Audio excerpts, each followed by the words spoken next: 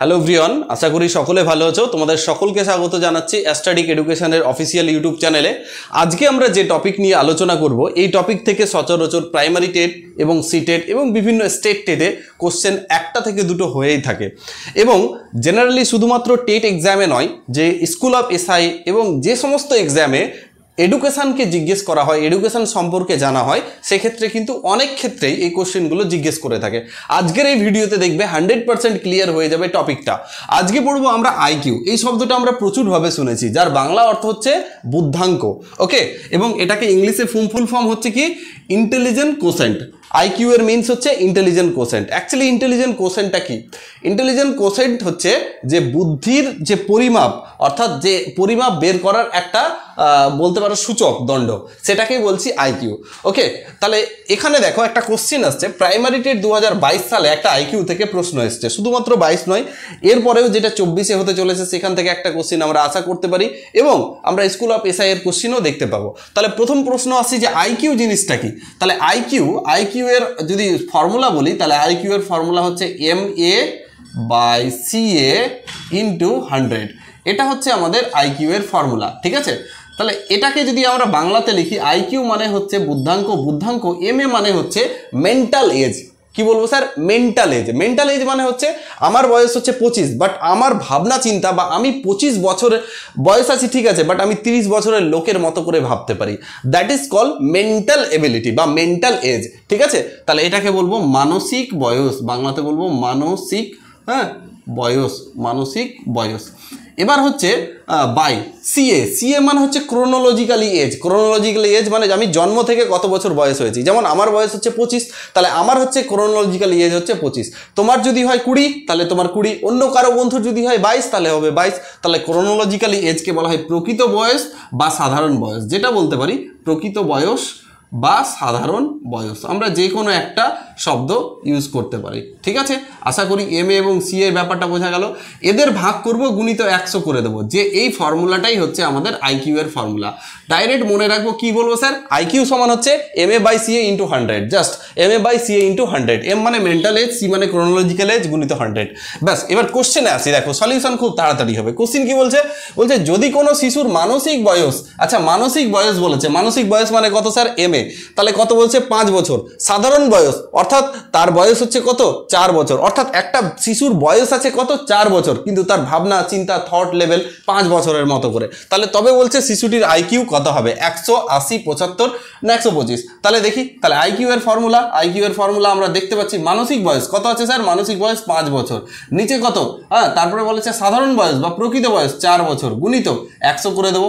আমরা জানি 4×25 100। আচ্ছা, 25কে 5 দ্বারা গুণ করবো, তাহলে 5 × 25, তার মানে কত হয়? 125, ঠিক আছে। তাহলে কোনটা হয়ে যাবে sir? Option D is the correct answer. Okay, আশা করবো বুঝতে পেরেছো। চলো আরেকটা কোশ্চেন নেই। দেখো, পরে আরেকটা প্রশ্ন নিয়েছি, যে প্রশ্নের মাধ্যমে আরো ডিটেলে আমরা জানবো। এখানে প্রশ্নটা কি বলেছে দেখো, একজন শিশু 10 বছর বয়সী, অর্থাৎ তার ক্রোনোলজিক্যালি এজ হচ্ছে 10 বছর, অর্থাৎ সে জন্ম থেকে 10 বছরের বয়স, অর্থাৎ প্রকৃত বয়স হচ্ছে 10 বছর, এবং মানসিক বয়স হচ্ছে কত বলছে? 12 বছর। তাহলে বলছে শিশুটির বুদ্ধাঙ্ক কত? তাহলে আইকিউ এর ফর্মুলা আবার জানি। আইকিউ এর ফর্মুলা কি হবে? প্রথমে MA মানে কি? মানসিক বয়স কত হচ্ছে স্যার? 12। আচ্ছা, এরপরে আছে CA মানে হচ্ছে কি? Chronologically age. CA কত আছে? 10। তাহলে গুণিত কত বলছে? ফর্মুলা 100 বলছে। তাহলে এখানে দেখো 0 কেটে দাও, এটা 0 কেটে গেল, তাহলে এটা 12 × 10, তাহলে কত হলো স্যার? 120। তাহলে কোন অপশনটা হয়ে যাবে? তাহলে অপশন ABCD এর দিকে তাকাই, তাহলে কি হবে sir? Option C is the correct answer. Okay, আশা করবো বুঝতে পেরেছো। এটা সিম্পল ছিল। চলো পরের কোশ্চেনটাই যাই। এরপরে দেখো পরের প্রশ্নটা দেখো, সিটেট 2012-তে এসছে, নভেম্বর মাসে যে পরীক্ষাটা হয়েছিল। বলছে 16 বছর বয়সের একটি শিশুর আইকিউ পরীক্ষায় 75 স্কোর করেছে। মানে একজন 16 বছর বয়সের শিশু, অর্থাৎ তার CA অর্থাৎ ক্রোনোলজিক্যাল এজ কত বলা আছে? 16 বছর বয়সের শিশুর আইকিউ পরীক্ষায় 75 স্কোর করেছে, অর্থাৎ আইকিউ বলা আছে এখানে 75। বলছে তার মানসিক বয়স কত? মানসিক বয়স মানে কি চেয়েছে স্যার? MA চেয়েছে। তাহলে দেখো, আমরা জানি ফর্মুলাটা কি জানি স্যার? আইকিউ সমান কি? MA বাই কত? CA × 100। এখানেই পাশে লেখা আছে। আচ্ছা, আইকিউ কত আছে স্যার? 75 আছে। তাহলে এটা 75 আছে। এবং দেখো MA মানসিক বয়স চেয়েছে, এটাকে ধরে নিলাম X চেয়েছে, ঠিক আছে। এখানে দেখো CA ক্রোনোলজিক্যালি বয়স কত দেওয়া আছে? 16, গুণিত কত হলো? 100। ওকে, এটা তো আমরা জানি। এবার সিম্পল ক্যালকুলেশন লাগাবো। কেমন করে ক্যালকুলেশন লাগাবো স্যার? এটা 75 হলো। আচ্ছা, এটাকে দেখো, এটাকে করছি আমি এক্স গুণিত উপরের সাথে এটা গুণ হয়ে থাকে তো 100, নিচে হচ্ছে 16, এর নিচে কিছু নেই। এবার কোনাকুনি গুণ করো, এটার সাথে এটার গুণ করব, সমাধানে আমরা ক্লাস 10 লেভেলে শিখেছি, এবং এটার সঙ্গে এটার গুণ করব। 75 গুণিত কত হয় স্যার? 16। এবার দেখো আমি এক্স এর মান বের করব, কারণ এক্স এর মানটা কি ধরেছি? এম এ ধরেছি। তাহলে এম এ যদি ধরি, এখান থেকে দেখো এটা গুণ আছে, ওই পারে পাঠালে কি হয়ে যায় স্যার? বাই আকারে বসবে। 75 গুণিত 16 বাই 100। এবার এটাকে কাটাকুটি করো, দেখো 3 25 75, 4 25 100, 4 একে 4 আর 4 4 16। তাহলে উপরে রইল 3 গুণিত 4 সমান হচ্ছে 12। তাহলে এক্স এর মান কত এলো স্যার? 12 এলো। এক্স এর মান 12 এলো মানে কি স্যার?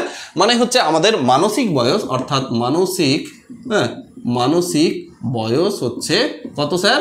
12 বছর। তাহলে 12 বছর। এবার অপশানসগুলোর দিকে তাকাই।